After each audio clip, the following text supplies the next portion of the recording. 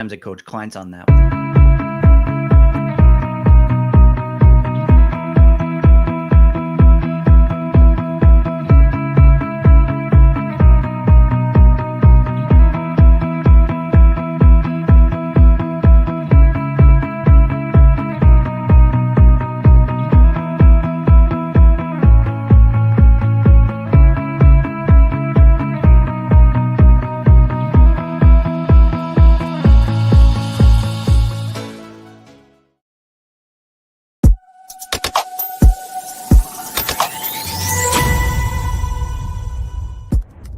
Here at the Giver Marketing Network, we don't leave you drifting out in space. We connect you to a coach who will help you build and grow your marketing business.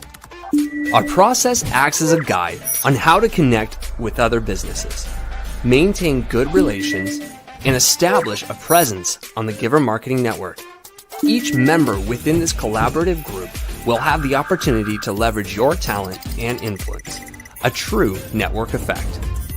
If you are looking to collaborate on more projects, welcome to the Giver Marketing Network, the most trusted and highest rated collective of specialists on the planet.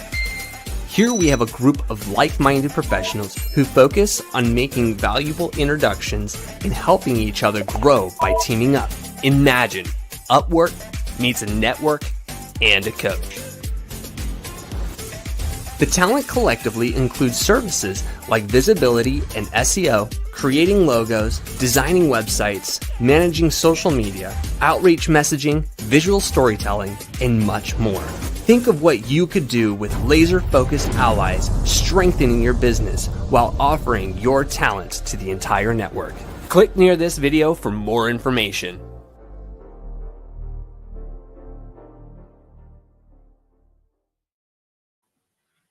Hey, welcome everybody to the Giver Marketing Network broadcast here with Justin Vajko, and I'm so excited to talk about video today, my friend.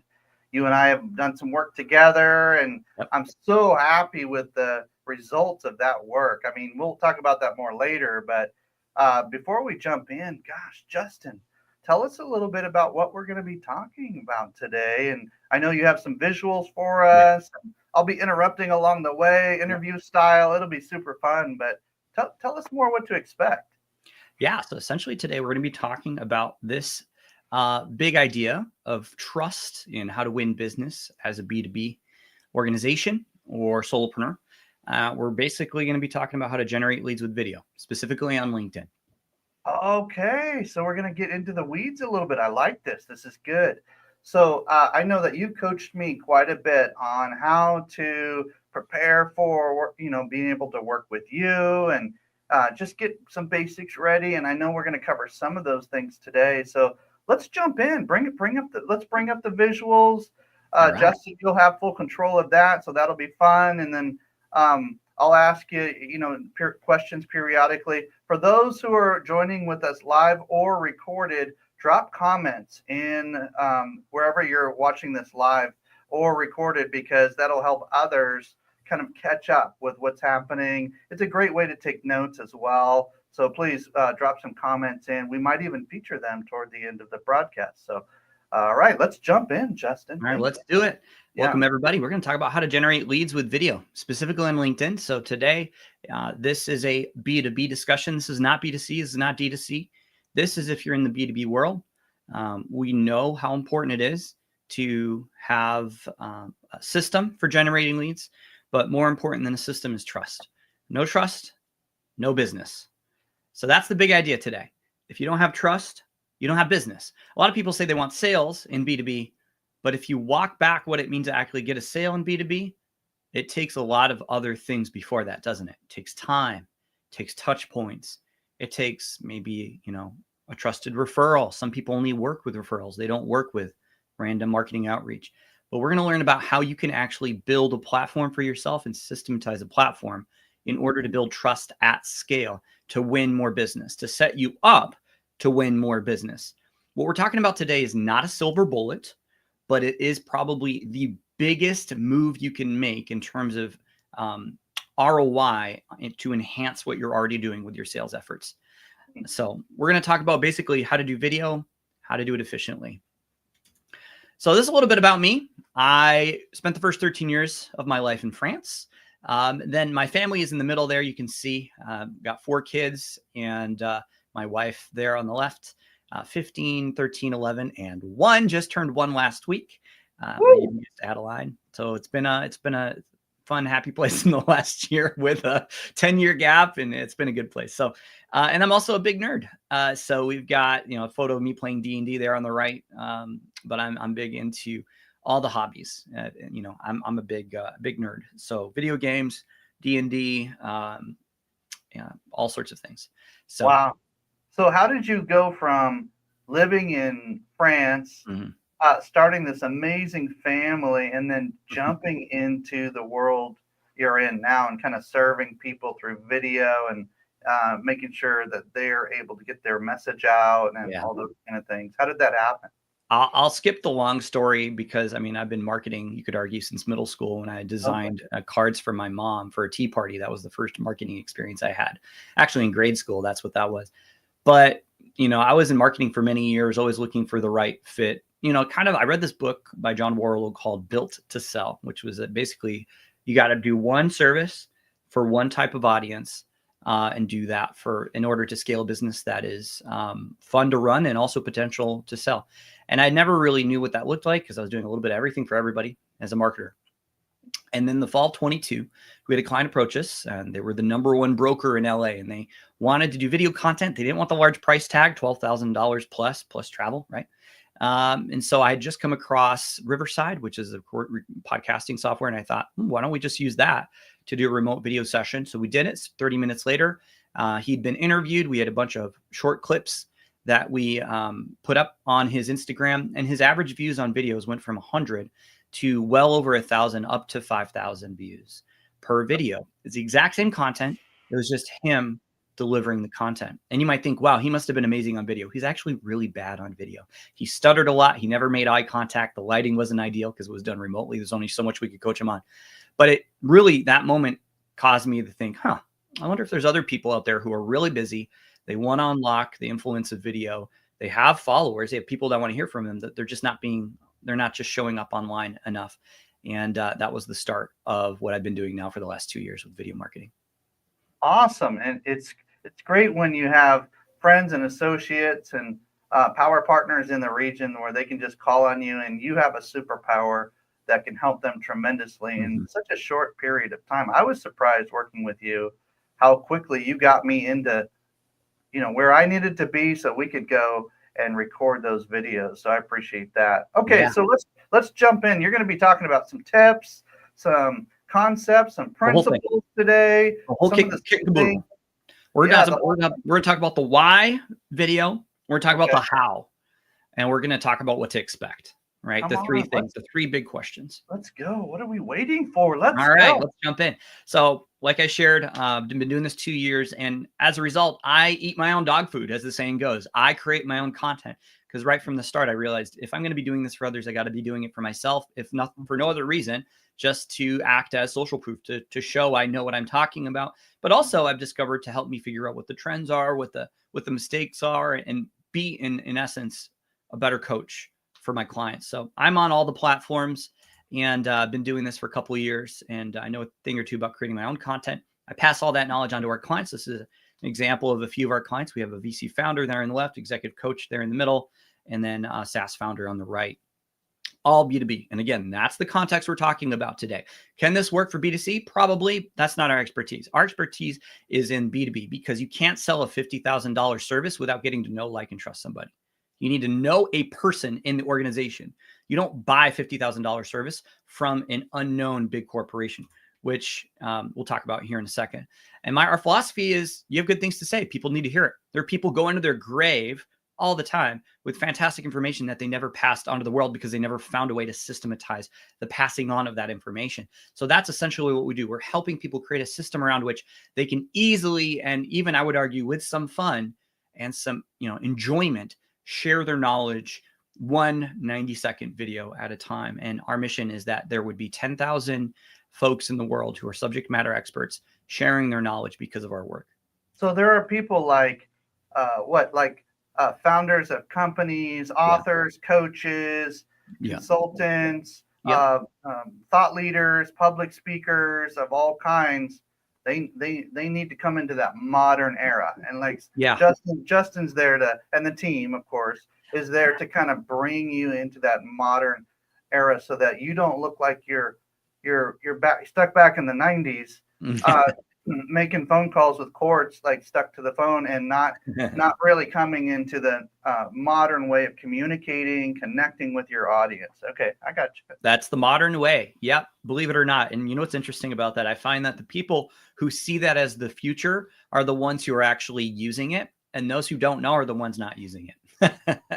So you know, there's everybody, and then everybody in between. Now we've let you know. So here we go. Yeah, that's what this is all about. Awareness, and then how to actually make it happen. Because a lot of people have a lot of questions about video and a lot of reticence about video. All right. So let me know if in the chat, what's your biggest challenge with creating video content for your organization? There is a lot of challenges. There are a lot of challenges. So let me know, what is the biggest challenge with creating video for your organization? One of the things we often see is the biggest one we get. I did a survey recently. It's 40% of the respondents said time. And it kind of makes sense, right? Video does take time. It takes 5 to 10 times more time if you're doing it well. And because here's what happens. A lot of people don't realize, oh, I'm going to do a video. I'm just going to quick, do a selfie video. And then they realize, wait, I'm stuttering a lot. I'm doing 100 retakes. Oh, the lighting isn't great. I got to move my furniture around. And all of a sudden, what's supposed to take 5 minutes ends up taking half the day. And then besides the video being shot, now you've got to edit the video. And then you got to put captions on the video. And then you got to write the post that goes with the video. And then you got to publish it. And then you got to do that every day or every other day or at least once a week. How do you make time for all of that? So that is some of the challenges we deal with, right? So time's a big one. Not knowing what to say is another big one. Mm-hmm. Yep. You'll see a lot. Yep. For those who are watching, again, live or recorded, put your answer to this question in the comments, because Justin and others are going to be following up with you, asking you to expound a little bit more. We'll learn from each other. Put the answer to this question, or at least some thoughts around this question, in the comments, so we can keep that dialogue going in that area that you're watching. Absolutely. And if you don't put your question in, you're not going to get an answer, because I love answering questions. There you go. So this is the old way. The old way is that, well, this is how the big companies do it. They put together this massive marketing plan. They have crossed all the T's, dot all the I's, and then they launch that out into the world, and then fingers crossed, somebody knows what they're doing and it works. The problem with the old way is we're dealing with faceless corporations. If you're using the playbook of a big company that's done this and they're 20, 50, 100 years ahead of you, you're not going to be as successful, because they know what they're doing. It is really, really, really, really tough to nail branding and a go-to-market strategy that's effective for you right off the bat. It is very tough. You can do it. That's what the Giver Marketing Network is for. That's what experts like Timothy Morgan are for. But it is very tough to do. There's a lot of moving parts. And essentially, regardless of the moving parts and who you hire, if you position it as our faceless corporation versus their faceless corporation, that's not really going to give you any kind of an advantage. You're playing the same game as the companies with bigger budgets are playing. I would even say this, Justin, and just having a dialogue about this. Yeah. I think moving forward, because of video, because of personal interaction, some of the more effective, larger companies are now bringing kind of the faces back into the conversation. They're bringing the origin story back to the forefront, like where we came from and what it is that we're human, and we care about you, and a little bit more of that empathy vibe to their brand. Yeah. And they're bringing the faces of the founders and the key players and the others into the room, having dialogues, having recorded conversations, having video that kind of connects with their audience a little bit more than the cold, faceless, corporate kind of commercial, if you will. And so if we can be on the front end of that, then as we grow 5, 10, 15, 20 years down the road, we're already in that sweet spot where people are like, oh, I've connected with you for 5 years. Like, I trust you. Like, let's go. And whether you stay small as like almost like a lifestyle business, or whether you go to the $1 billion mark and beyond, and we're seeing some of our clients and power partners kind of start reaching some of these crazy levels. I think that there's something to be said about this slide right here. This is a really good shout out to what's coming, what's happening right now in real time. Exactly. Yeah. We're on the era of, I would argue, not AI, but the people founder-led content strategies. Come on. There you go. Because a lot of founders, right? It makes sense. They went into business thinking, I want to be behind the scenes. I just want to make a great product that a lot of people enjoy. Mm-hmm. But we forget that our story and what why we're doing it, and that personal reason is probably the biggest weapon in terms of getting results with sales. So I would argue, don't delegate sales as fast as possible. There's some people that, say want to do that, but stay in the trenches, at least in terms of creating content, because no one's going to remember your company. I run a company called Dialog. I never talk about Dialog. People know me. They don't know my company. And that's going to be the way for years to come. Founder-led content humanizes you. And it's a play against what most big companies are doing. It's a way to stand out and build that trust faster. Because if you think about it, I mean, all trust in corporations is at an all-time low. Why try to play that game when instead you have this powerful tool at your disposal, which is this way to build trust at scale with video content? And that might sound scary. We're going to talk about how to make it less scary today. So it's powerful social proof. If you ever run somebody's LinkedIn profile, which one's going to stand out to you more? The salesperson's LinkedIn profile who has zero content except for a few reposts from their page, or the salesperson who has actual video content, literally that you can see them talk about certain topics, get to know, like, and trust them? Which salesperson is going to be more successful? Which founder is going to be more successful, right? The one with video content every single time, because we want to know what they're like. We don't want them hiding behind any kind of corporate veneer. We want to get to know people and get to know who we're working with.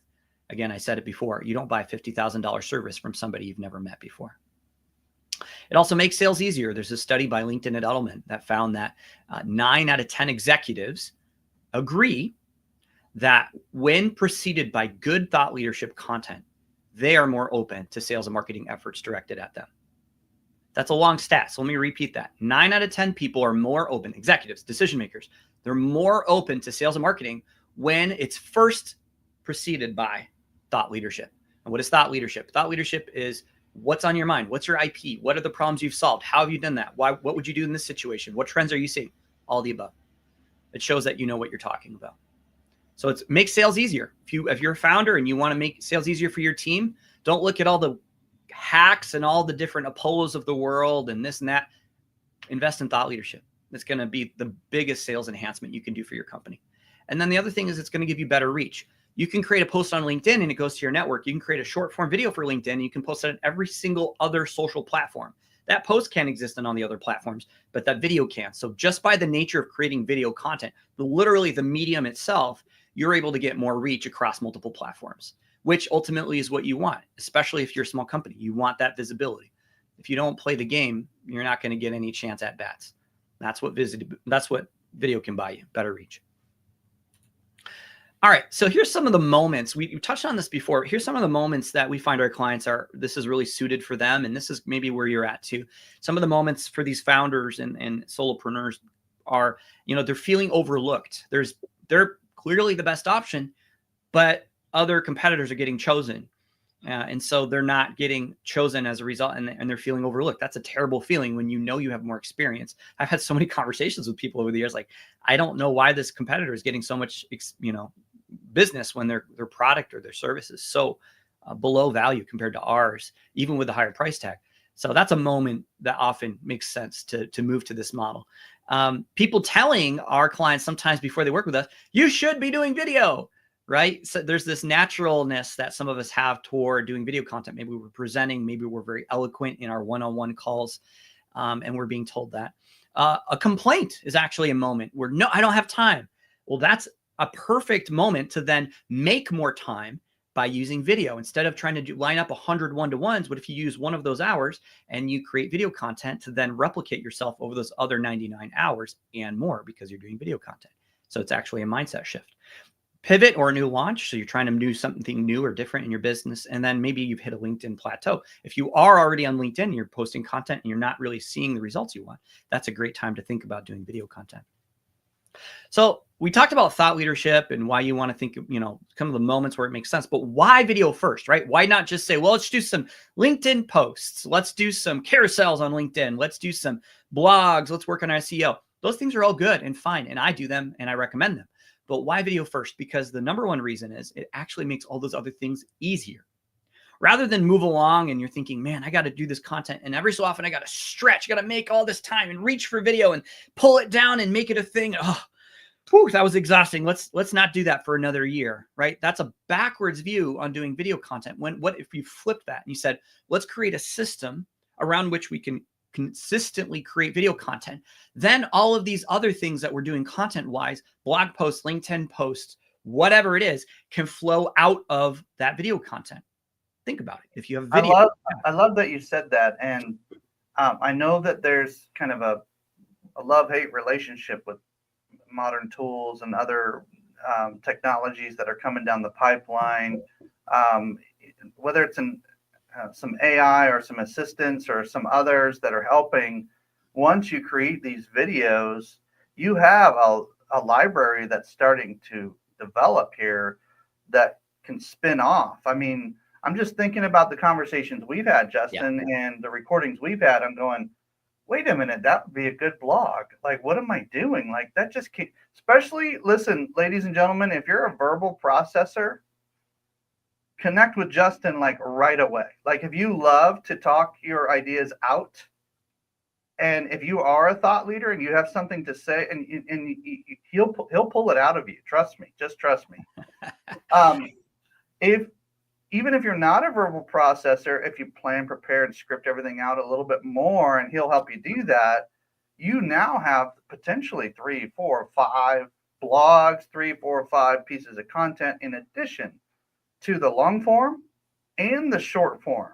So that doesn't even count how you slice and dice and present it to the audience. So Justin's going to get into that in a minute, but this key point right here about starting with video and then letting that kind of feed all of your other either written or even other verbal content, even presenting at trainings and workshops and bringing the video back up, or testimonials, or whatever the case may be. I just want to really emphasize this point of video making other content easier. And it allows you to kind of have a starting point where if you get comfortable with this, you're going to be boss. I mean, you're going to be top of the market. Like, this is where you want to be.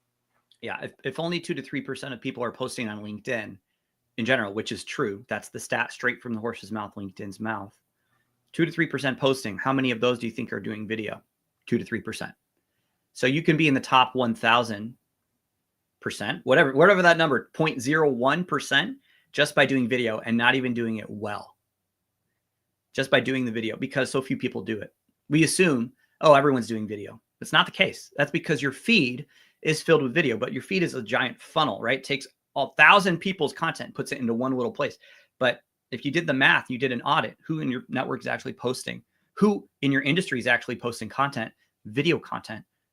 Very, very few. I know you talked earlier, Justin, about why some people don't do video. I'm just going to, and you mentioned this earlier in conversations, you and I and Christine and others were kind of able to hear some of these comments from you. But that fear of public speaking, I know you have some comments about that coming up later, but can you address that now? Like, just kind of tease that out a little bit. How do we need to think about this? Yeah. Well, we'll talk about it in a little bit in depth, but essentially you're right. More people are afraid of public speaking than dying, which means we'd rather be the one in the coffin than the one giving the eulogy. Come on. It's kind of funny, but there is a way to present video as a tool for yourself where it is not an obstacle, but it's actually something to be enjoyed. And it's very simple when I tell people what it is, and we'll talk about it later. It's basically you find a buddy and you have a conversation, and let's just happen to record this conversation, but let's just talk about what we know. And guess what? You've got all the video content you need once you hit record and you get that captured. So we'll talk about how to do that in a way that's organized and systematized in a little bit. And just to be clear, we're not talking about just creating video for just LinkedIn. LinkedIn just happens to be a powerful platform, but these same principles can be applied to all of your social feeds and beyond in your live and in person, live and in person presentations as well. So, right. All right, let's go. Thank you, Justin. You bet. The other reason why you want to think video first is there was a study done of executives, and they were given two options. One was, here's some written text on a topic, and here's a video on a topic. And the executives were asked, which would you rather consume to learn about this topic? 59% of executives chose the video. So that's almost 2 in 3 executives choosing video. This is not a young person thing. This is an everyone thing. Okay.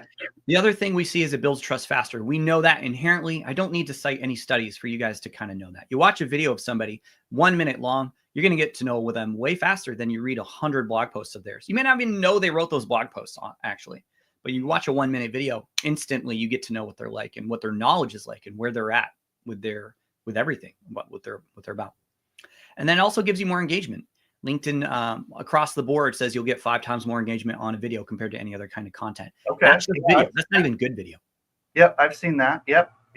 Well, and then there's also something a lot of people aren't aware of yet, which is LinkedIn Mobile has a new video feed. So if you open up your app on your LinkedIn app and you go look at the bottom, there is a little button that says video. And it's basically like an Instagram Reels type of thing where you can scroll and learn from people in the business world, B2B content. And so you're getting a lot of free views right now because of that, because LinkedIn is trying to promote that. I see it. And anybody who has their cell phone out right now should definitely go check that out. So those are some reasons why you want to think about video first rather than having it as a nice to have. And here's the key, guys. It doesn't have to be difficult. Everybody assumes it's going to be difficult because I got to do scripts. I got to think about what I'm going to talk about. There's the awkwardness, right? That emotional difficulty, rather even beyond just the time you need to make. But it doesn't have to be. Here's 2 ways we're going to talk about why it doesn't have to be difficult. Here's the first way. It's called the sawdust method. So back during the days of sawmills, they created a lot of sawdust. And one day, some smart guy thought, well, instead of getting rid of all this sawdust and paying money to get rid of all the sawdust, what if we could make a product from it? And so they did. And that's where you have things like literally this table that's holding up this webcam in my computer is made from compact board and all these other products out there, tables, chairs, whatever, you name it. IKEA furniture, notorious for that. But the point is they were able to find, take something that was a cost center and turn it into a money-making center. Sawmills were. And so they thought, well, and so there's this principle came out of it which was, where's the sawdust in your business? And when you apply that to a marketing challenge, a marketing problem, there exists a beautiful solution that a lot of people aren't aware of, which is you and I, as subject matter experts, as B2B founders, as professionals, we are always sharing insights and content, if you will. We just don't know it.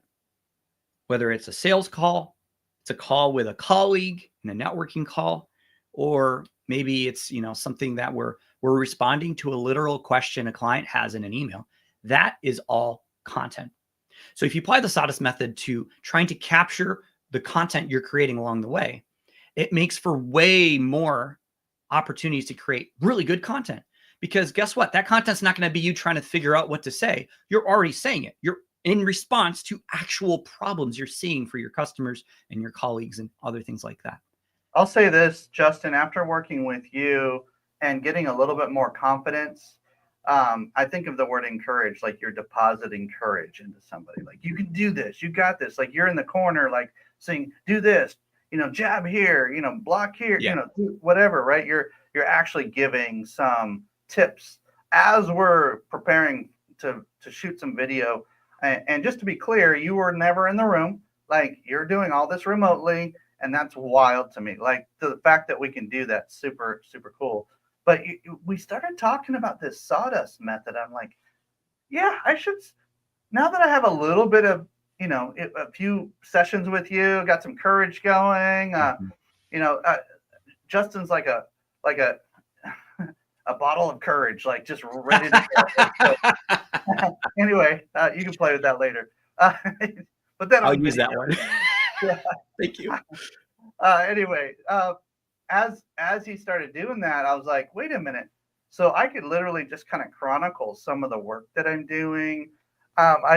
We started taking video of me walking up the stairs into my office and all these different things, and I'm like, so this isn't boring to people? No, it's like a life behind the scenes of somebody you might be working with. Like it's like the behind the scenes of not necessarily a celebrity, but like behind the scenes of somebody you might want to work with. Like you want to get to know them. And when we start picking up these even nonverbal type of things, like, okay, Justin's got books in the background. That must mean he's kind of he likes to learn. He likes to read. He likes to grow. Okay, so, Timothy's got a watch on, so he's conscious of time. Like there's all these different like nonverbal cues that give people insights. Like Justin's got a microphone on. He takes the sound quality very seriously. And, we got our mics going. Like there's just different things that like, you're like, what in the world? Like we actually have nice shirts on. Like we care about the lighting. Like there's and you'll be talking about that in a minute. But all this, like, it's what some would consider like B-roll, like where you're just recording the behind the scenes or the background or the different things. My goodness, I started thinking about everything differently, Justin, after we've had the session. So I want to thank you for that. You bet. Yeah, there's so much content that exists that's valuable for your audience. Sometimes we just need somebody to make us aware of it. And that's what this moment is for. Beyond just video content, by the way. People are, like I said, if you're responding to a client question in an email, that's a piece of content. Save that for a LinkedIn post later. The truth is, whether it's a Zoom call or an email response, we're always creating content. So why not capture it as we go and be able to share that? Because the same questions that your clients have and your colleagues have and others have are the same questions your audience and prospects have on LinkedIn. So it makes content way more, gives you that volume, but it also gives you that quality because it actually directly answers questions people have in real life. All right, let's talk about the next method. So this is what we've basically productized as a business. It's called the Content Buddy system. So you're sharing content as you go. Maybe you're having a networking call and you have that moment of genius, right? Sometimes, I don't know about you, but this happens to me. I'm having a networking call and something I've been processing suddenly comes out in 1 or 2 sentences. And I'm like, ooh, that was good. I got to write that down, right? And hopefully I was recording it so I can use that video later using the sawdust method. But you can actually make those moments happen more often by using what I call the Content Buddy system. And the idea behind this is you find a colleague, somebody you trust, maybe a friend, and you say, hey, I want to meet with you for an hour every month, every other week. Let's ask each other questions about each other's businesses, kind of like an informal podcast, if you will. And you record that session. Before you record, you send the questions to each other ahead of time so you have some time to chew on it, let your subconscious work on it. Our subconscious is the most powerful tool we have. It's our own built-in AI, but it's a million times better. It does so much synthesizing for us that can beat the speed of ChatGPT and the quality of ChatGPT. So send those questions ahead of time. Let your subconscious chew on it. Then you meet and you just have a fun conversation, knowing that you can cut things if you don't like it. You're not keeping the whole thing. This isn't a podcast. You're just having a conversation. And don't forget to hit record. You get through the conversation, you're done. And guess what? You've got so much content ready for you. Short form video specifically, but also a transcript you can use for other content. And that's what we have productized as a business. That's what, Timothy, you talked about, that experience, right? We make time every month for an hour and I ask you questions, but you can do this without even hiring us if you find somebody you trust. And that's the key, somebody that you feel comfortable around so that you can go into that flow state of conversation. A lot of people don't realize you have really good things to say, but you have to be in the right mindset. That's why a lot of us feel like we're geniuses sometimes on Zoom calls. Maybe I'm the only one, but sometimes it's like you're on a call with a client and you're like sharing information. They're like, wow. And they're like writing information down. And you're like, man, I feel like I feel really, respected. And this is really cool content. Where did this come from? Well, you can capture that beyond just the client calls and actually in these what I call content buddy system moments. And there you go. There's your content for the rest of the month or whatever you want. It's just making time for it. And that's the biggest challenge most people have, is that they don't make time for it. They just hope it'll come to them over time, which can work. That's the sawdust method. But if you make time for it, you're going to be way more intentional about the IP you create from this method. So are you saying that in as little as like 1 hour a month, plus, maybe a little bit capturing some of your world along the way, that you could have a great start to your video content strategy? It could be everything. That's literally everything for your video content strategy. That's what I'm saying. It's that simple. And a lot of people don't realize it, because the model we've been trained on is the old fashioned model of it's got to be high quality polish and all of that jazz. And which brings me to my next point. Production quality is kind of a question some people have. And I would argue, getting a little philosophical here, a lot of people have this idea that it has to be the highest production quality because over the last 100 years, we've been watching movies and TV shows, and if it was a moving picture, it was high quality. So we've made that association. It has to be high quality if I'm creating a moving picture, to use an old-fashioned term for movies. But if social media in the last 20 years has taught us anything, especially TikTok in the last 6-7 years, that's not the standard anymore. We're in a new generation, and a lot of people haven't realized we're in a new generation of production quality. It's less about the production quality and more about the value in the content, especially in the world of B2B. The more polished it looks, the less you're going to resonate and connect with your audience, which is the whole point of video content. If you want polish, go write a blog post so people can consume it in detail and you can tweak every word perfectly. But if you want to connect with your audience, do video. So this is an example. What I'm doing here is I'm sharing examples. Like, these are people shooting this on their phones, right? It's a selfie phone. It's a selfie camera. Everyone's got a 4K selfie camera now. They got a tripod, so it's the right height. And we do some editing and things like that. But essentially, this is the quality you can expect from doing this. And what we aim for when we talk about this is non-distracting quality. So if you look at quality as a spectrum from left to right, left being poor quality, right being polished, what you want to aim for is somewhere in the middle. There's no perfect right answer to this. But essentially, if it's poor quality, you never want that. That's distracting, right? If you got terrible lighting or you're slightly out of frame, we'll talk about what those mistakes look like so we can avoid this side of the spectrum. This is terrible. You never want that. And if you have polish, we talked about that. Polish puts something between you and your audience where it's almost now you're on a pedestal and they're not, because you have this beautiful, veneer. And again, that's not the point of video. The point of doing video content is to connect with your audience and build that, speed up that sales cycle. So you want something in the middle. And what that allows you to do is make it sustainable. You're not creating scripts. You're not doing 2 days of shooting. You're not spending $12,000 like that one client I mentioned years ago, first client. It's also relatable. That's the whole point of video content. And then it's also valuable, because that's the key, is sharing what's valuable, not just appearances, right? A lot of us have it backwards. It has to be about appearances. And oh yeah, there's some value in here too. No, if you start with value and then you make it non-distracting appearances, you've got an amazing sales pipeline ahead of you. There's a time and place for polish, events, courses, documentaries, any kind of long form content where you want somebody to be able to enjoy watching the content over, right? If I watched The Rings of Power on Amazon Prime with my wife for the last 2 weeks and it was like shot with an iPhone, I'd have a problem with that, right? I want polish when I watch movies. I don't want polish when I watch content on social media. Yeah, it's almost like the polished content is more like when somebody gets into the art and the production like experience of the content itself. And it's like, okay, I mean, there's a time and place for art. I mean, I'm part owner of an arts and entertainment company, so I get it.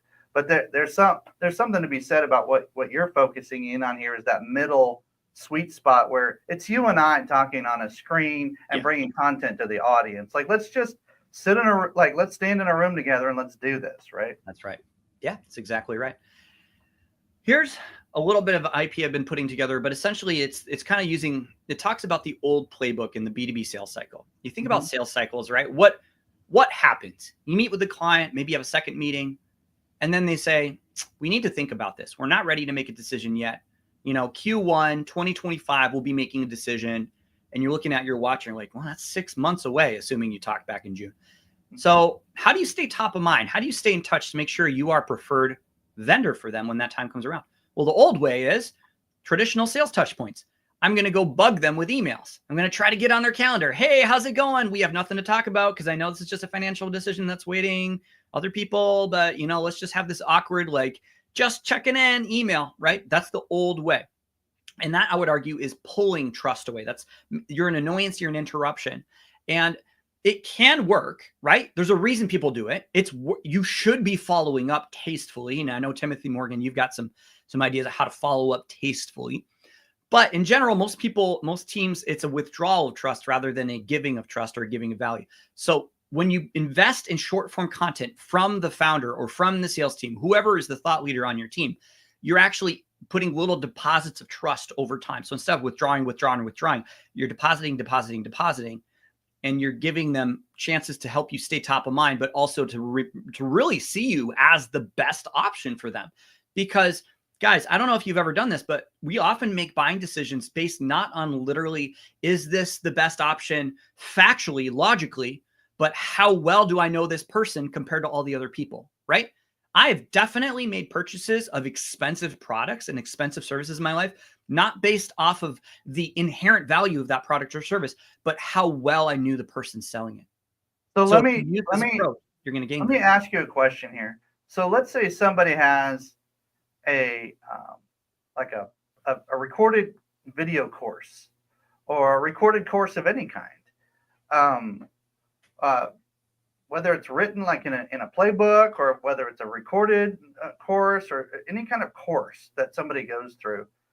If I were to take little pieces of that and say, Justin, I want to give a taste and see of the main concepts of this course, but I want to give it a little bit more of a relational vibe to it. Can you interview me based on these questions? Is that something that you do with your clients sometimes, where you can kind of take a longer piece and chunk it up so that you're not giving away the farm, because people aren't really always wanting that. Like they just want a little tip for the day or a little. That's exactly right. Is that what you, okay. That's what we do. You don't have to give away any IP, but I would argue I give away all my IP. Everything in this presentation is everything we do. I have no secrets. And because I come from the philosophy of give it all away, and the right kinds of clients will come to you to execute on that. So I'm an execution-based service agency. Not everybody can say that. Some consultants and some agencies, they're based around a training and their own IP, right? And they got playbooks and they don't want to give that away. You don't have to give all that away to do this. You can give little tastes of the problem, the result, a little hinge, why this matters, right? And we all sorts of different pieces of that content. Like you said, little snacks versus the entire meal. Okay. Well said. Love it.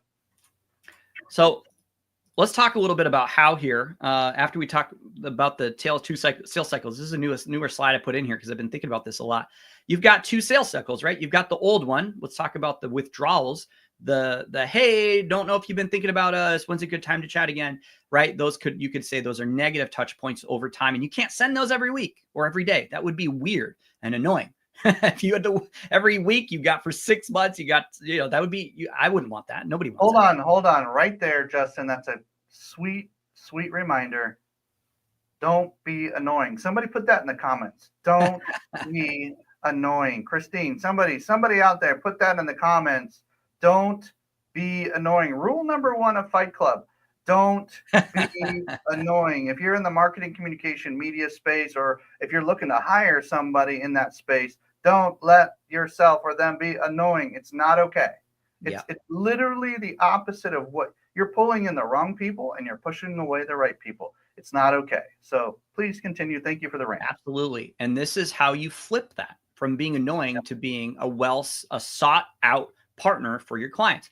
You put those little deposits over time. And the reason I have these two visuals in here is literally just to show you, instead of, an occasional touch point, which may or may not work or get ignored, you have more frequent touch points because people are seeking out your content. They're seeing it in their feed. They're getting an email from you that's about, here's a story, how we solve this problem. They're learning. People love to learn. Even if they don't read all your emails or they see all your videos on LinkedIn, they're going to love the fact that you're putting these out, and maybe they'll binge a few when they go check it out the one time they do. The point of this is you can do more frequent touch points with content than you can with the traditional sales follow-up, and it can improve your sales cycle and position you as a partner of choice. Let's talk about some of his mistakes. And the three common ones are in these three buckets: lighting, sound, and framing. We'll spend a little bit of time on this, and I'm happy to answer more in the Q&A here at the end. But essentially, the best way to do lighting, face a natural light source. Open up your window, face the window, put the camera between you and the window, and have it aimed at you so that you're facing the window and the camera's facing you. Make sense? So you're there, the camera's there facing you, and then the window's behind the camera looking at you. So, and I noticed on your lighting right now, never perfect, always great, right? So that kind of a thing. But it's okay to have a little bit of shadow on one. Oh, definitely. Yeah. And side. that's like stage 2 for sure. You want to have a little bit of contrast. I'm a big fan of high contrast, really like the Matrix type movies. Yeah, and a personal preference. So then we get into preference territory and brand. Sure. But to solve what is usually 90% of lighting problems, use a window as your natural light source, not overhead lights, no halogen lights. You want to avoid direct sunlight. So in the shooting at, between 10 and 3 p.m., depending on your 10 a.m., 3 p.m., depending on your area of the globe. Here in Wisconsin, it's overcast, so I could shoot outside right now. Sure. But in California, it's sunny. You don't want to shoot outside, and you want to go in the shade for that. And what I'm trying to say is it's not like you have to be right up to the window, like right really close. It doesn't have to be directly into your eyeballs. Right. Like it can just be ambient light coming from a particular area, right? As long as it's adequate. And then you just put the camera somewhere in the vicinity between you and the window, right? Is what you said. Okay. Yeah. Gotcha. It's using natural light. It's always going to make you look much better than if you try to rig up a few lights and all that jazz. I've tried it. You can do it. It just takes more time, and it's very difficult to do well. Using natural light solves the problem for most people. And you also want to avoid backlighting. So backlighting is when if I were standing here and there were a window behind me, that's called backlighting. All of a sudden it creates this weird effect where I get darker, and then you're looking at this bright light behind me, and I look like I have a halo effect, and I look like I'm like, Darth Vader. You can barely see my features. You don't want to do that. And that's a common mistake we often see with lighting. Yeah. Okay. So here's some examples. I did this a while back when I had a longer beard here, but this is better. This is okay. You can see the difference, right? And then underlit. So I've just got one light source. You can see how the harsh shadows, you want to avoid harsh shadows. You can see here, same thing is happening. This is just overhead light. There's no natural light source. And this is me being backlit. So you got my light in the corner in my window. And that is not ideal either. You really want to have one of these first two looks going for you. And that's solved just by having an open window. Right. So when it comes to sound, some of the common culprits are sounds we're used to hearing, but we don't recognize are in the background. So what I mean by that is maybe it's a crying baby. Hopefully not. Hopefully your baby's not too colicky. But crying babies, dogs. Just now there was a street cleaner that went by. That would be common. That's a background noise. I can hear it. I don't know if you can, but that's a common one that I might not think about because I'm used to hearing it. Maybe there's a fan going. That's another common one with all our clients. When we say, okay, can you hear anything? Pause for a minute. Can you hear anything before we do a recording? Oh, my fan on my computer or my fan above or my AC is going. Okay, turn that off for the next 30 minutes. So those are common culprits you want to What about the cell phone that's sitting right next to your camera? Microphone. Yeah, the little sounds. Yep, absolutely common one. And here's an easy way to get rid of those, to be aware of those. If we're not, patient enough to sit there and just listen, record 5 seconds of yourself, stop and play it back. What do you hear? Oh, there's this weird beeping noise. I didn't even hear it because I've been listening, that the alarm, whatever is going off. So you want to make sure you really work on your sound. There's studies that show that people will swipe away from videos because of sound issues before they will swipe away because of video quality issues. So you want to make sure your sound is the most important thing you take care of. A lot of videos are just listened to while people are walking. That's right. Yeah, you don't want to sound like you're in a tin can. You don't want to sound like you're in a room with AC or high wind. If you're outside, wind is often an issue. Okay. So when it comes to framing, this is basically where you put your head and your body in the realm of the frame, if you think of it as a picture frame of the video. So assuming we're shooting vertically, because we're talking about short form B2B content today, this is too close, right? That feels uncomfortably close. You want to give it like a couple meters of distance there. This is just right. You can see where my eyeballs are in the top third of the frame, and then too low down here. That I often see too close or too low framing, because people just don't know what they don't know. So you really want to think about how can I put your head in the top third and avoid being too close to the camera. That's probably the simplest one to fix. That a lot of people. I put that in the comments. Eyes in the top third. Eyes in the top third. Yep, absolutely. That's really You good. can always crop the video later if it's not perfect, right? If you use Okay. it in editing tools. And when it comes to video structures, I'm just going to capture this one high level, but don't go giving everybody an introduction. Hi, I'm so-and-so, and here today to talk about, no, just jump right in. How do you jump right in? Well, you give a good hook. And the best way to look for hooks is spend 30 minutes on LinkedIn video feed. What does that look like? What are the videos that capture your attention look like? Well, it's the hook is the first few seconds. It's the first words out of somebody's mouth. Like, Okay. here are 5 mistakes I see done all the time on LinkedIn video content. That's an example of a hook. And then I go to the rest of it, right? With mistake number 1 and mistake number 2. So make sure you start with a compelling hook, because most of us, when we start sharing content, we kind of do this on-ramp thing. We're just building speed. And eventually, boom, we're in the zone and we're sharing our genius and we're on the highway and we're going. And then we kind of off-ramp, and that's fine. So being on the highway and off-ramping is fine. That's the meaty middle, is what I call the highway, is the meaty middle, and the off-ramp is the succinct summary. But nobody wants to listen to you kind of on-ramp. They want to go right. People want the highway right off the bat. 70 miles an hour, 0 to 70 in 5 seconds flat, you could argue. So your hook is the way to get them there. And you want it. I would argue 90% of what makes for somebody needs to take a screenshot of this. This is a very, very helpful 1, 2, 3. Really important.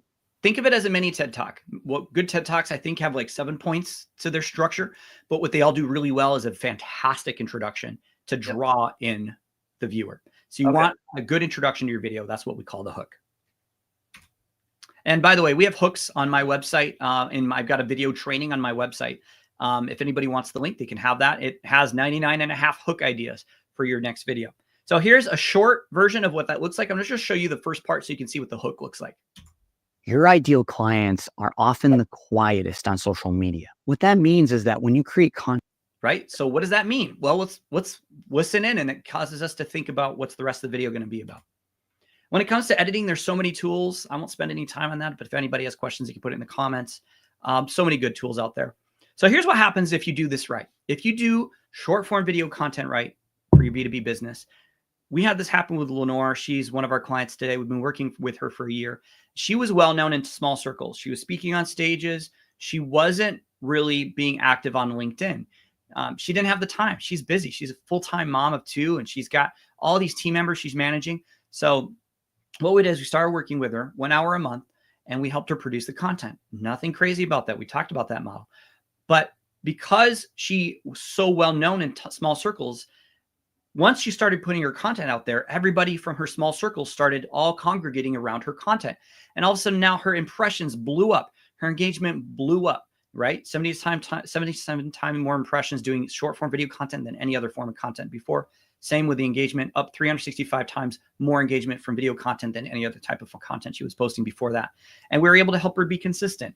And she now has a following. She's reaching and achieving her business objectives over months and now over the last year, getting leads, partnerships, super key partnerships, and even getting one event filled for her key ideal clients.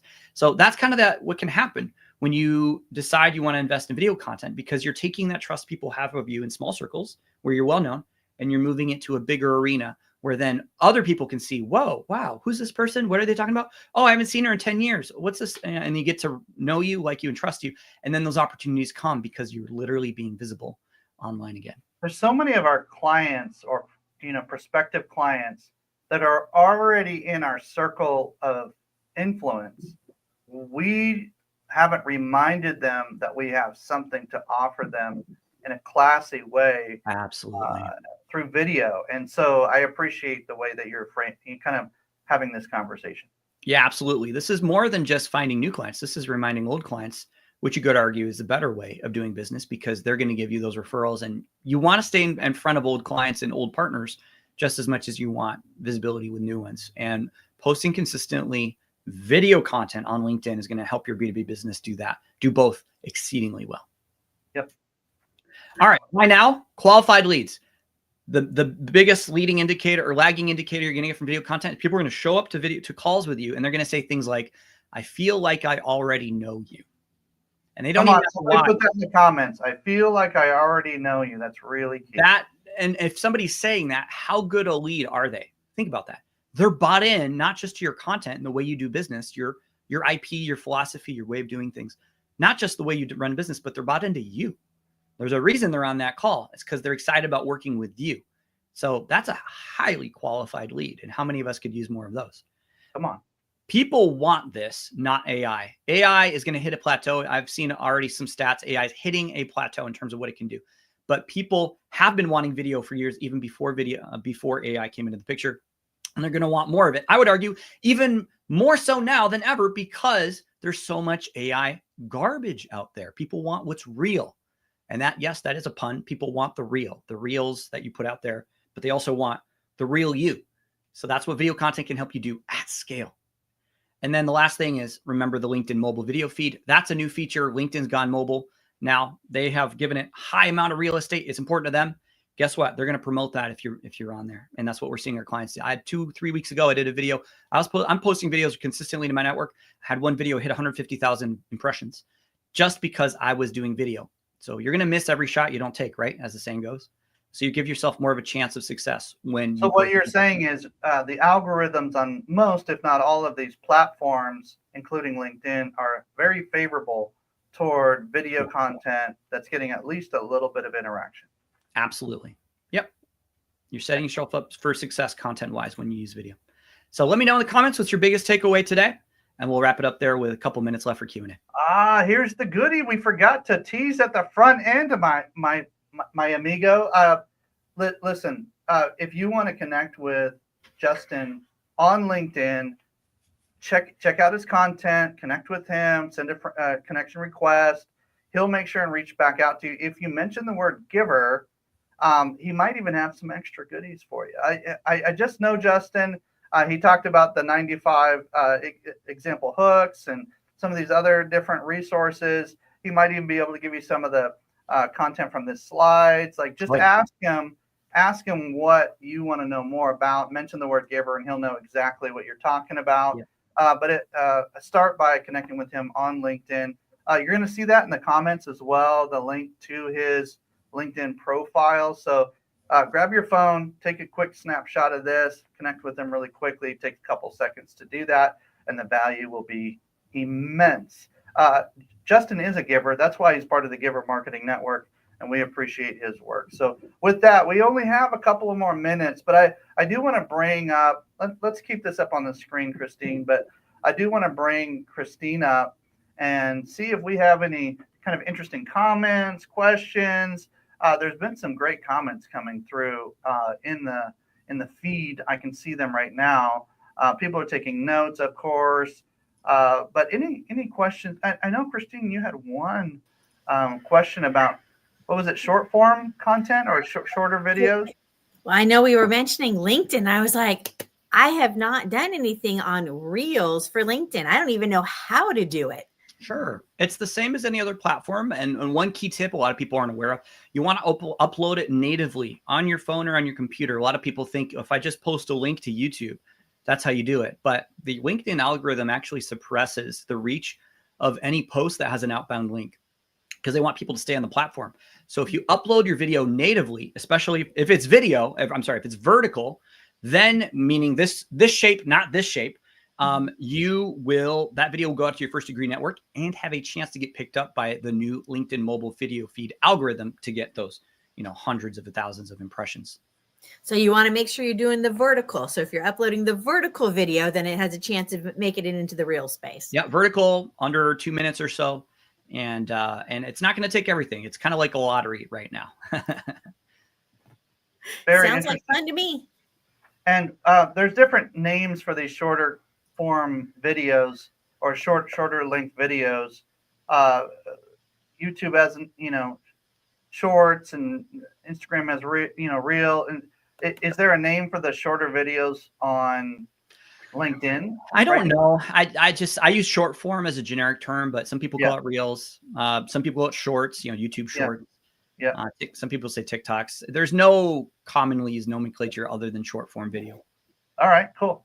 So whatever it takes, get it down to a nice, strong, bite-sized morsel for your audience to at least get to know you a little bit. And what I love about working with folks like Justin and Christine and others is there's always a good feedback loop. Like, hey, that really hit. Like, you did a good job on that. Or, hey, it's interesting content, but you need to have a hook, or you need to have something to help me get hungry for what you're about to present. Like, help me get in that mode. Like, there's nothing worse than trying to, share something really valuable, but nobody's really, there's nothing on the front end to let you know what's coming and what to get excited about, what to get hungry about. So I appreciate that about you both. And as we wrap up today, I'm going to remind you, connect with Justin. Either look him up through his name, Justin Vajko, or take your camera out right now. We'll give you a couple seconds here